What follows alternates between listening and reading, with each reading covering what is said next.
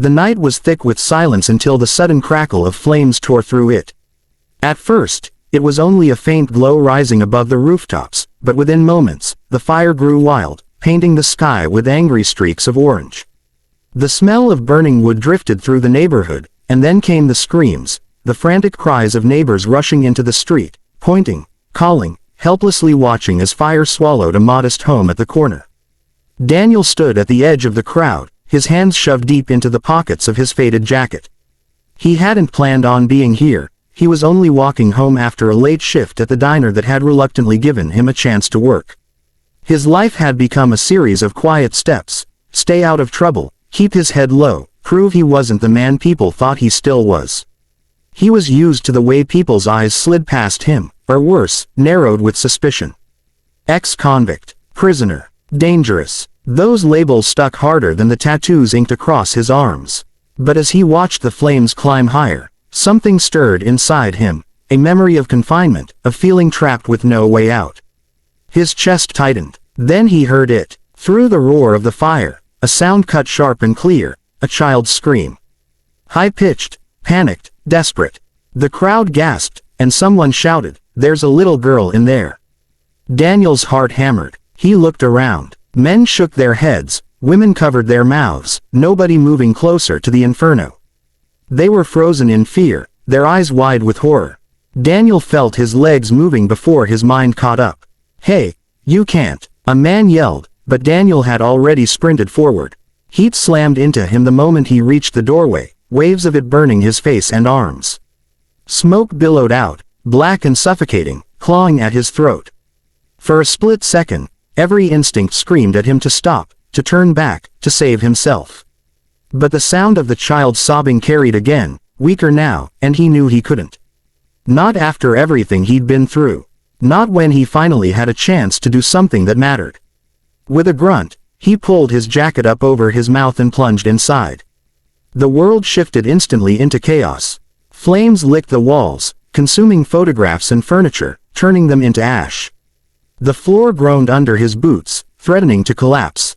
Smoke curled into his lungs, each breath burning like fire from the inside. He staggered through the hallway, eyes stinging, ears straining for that tiny voice. "Where are you?" he coughed, choking on the words. Then, there it was. A faint whimper from the back room. Daniel shoved open a door and stumbled inside. The room was filled with smoke so thick it was almost solid, but in the corner, curled up on the floor, was a little girl. She couldn't have been older than 6, her face streaked with soot, her tiny body shaking with terror. Her wide eyes locked onto his. "It's okay," Daniel rasped, though his own voice was hoarse. He crouched down, scooping her into his arms. She clung to him instantly, her small fingers digging into his shirt, desperate and trembling. The weight of her against his chest filled him with a rush of something he hadn't felt in years: purpose. He wasn't just running from his past anymore. He was running toward something. The hallway behind them was already collapsing, sparks raining down like deadly fireflies.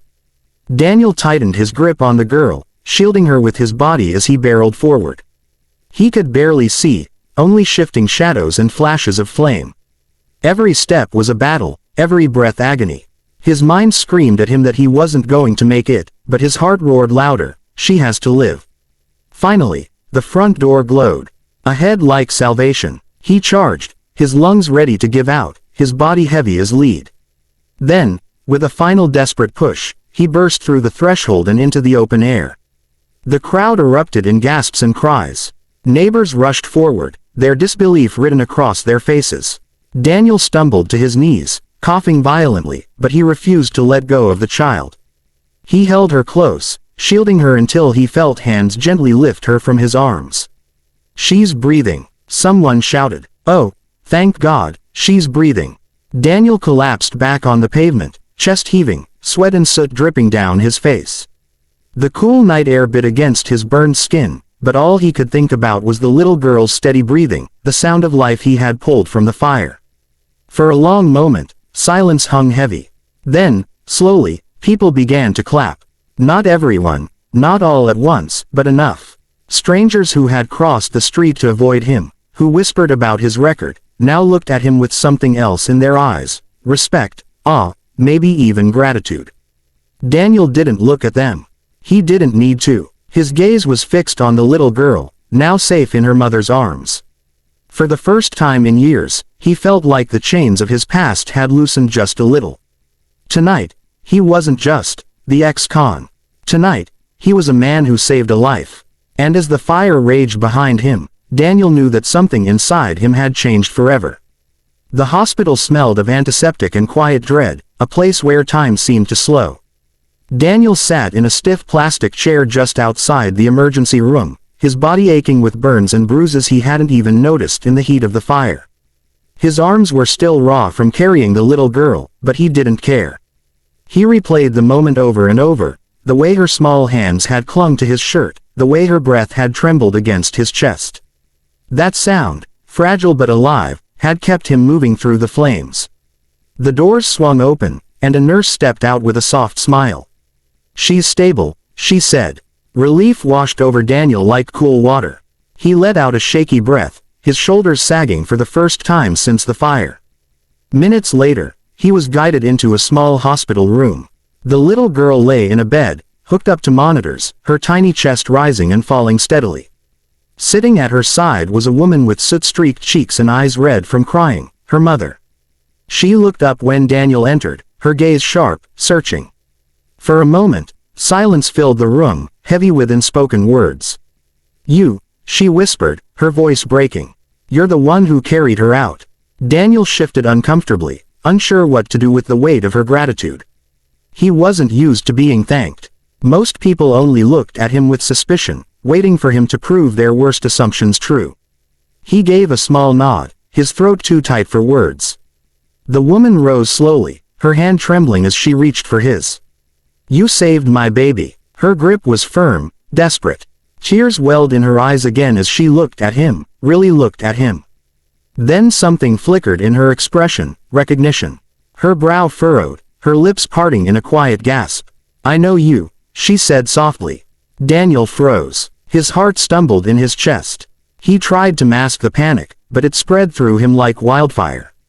He thought he had escaped his past tonight, if only for a brief moment. But here it was again, clawing back into the light. "You were in prison," she continued, her words trembling but certain.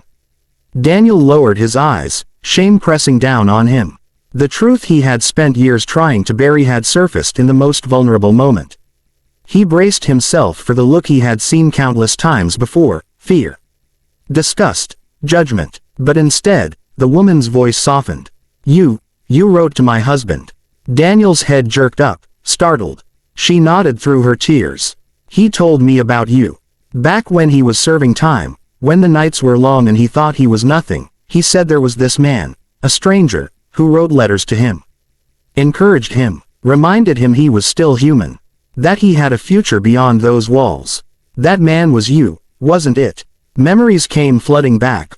Long nights in a cold cell, when Daniel had chosen to use his time by writing words he wished someone had once spoken to him. Letters to men who felt forgotten. He never signed his full name, never thought anyone would remember. But someone had. He swallowed hard, his voice hoarse. I just didn't want him to give up. I knew what it felt like, being in there. I thought maybe my words could make a difference." The woman's tears spilled freely now. She reached for his hand again, clutching it tightly. "They did. You saved him in there. And tonight, you saved our daughter out here."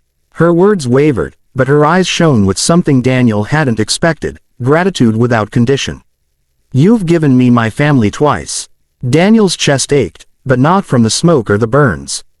It was something deeper, something he hadn't let himself feel in years, redemption.